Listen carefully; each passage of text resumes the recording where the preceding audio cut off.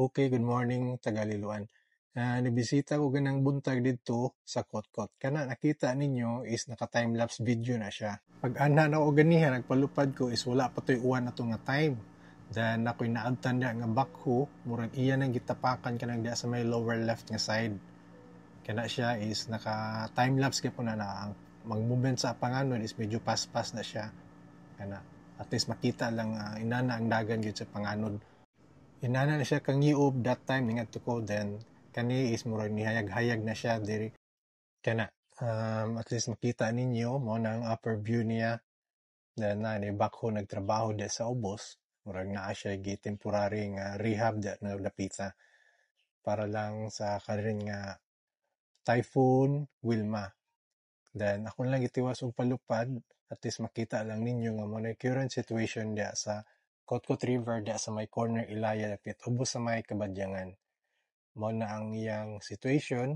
Then basin mobalik ta daon niya. Basin lain na sa datong gamitong kamera kay for sure unya mag-uwan-uwan na ni din dapita. Kana sa right is mo na ang Tamiyaw dapit.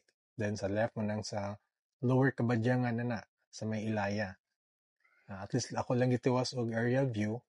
At least makita ninyo nga inaana pa siya kakalmado dihang lugara. So diri na lang taman, at least makita lang ninyo kini sa kung style na nga side nga baga kayong dagom sir na or uwan na gina dia possible.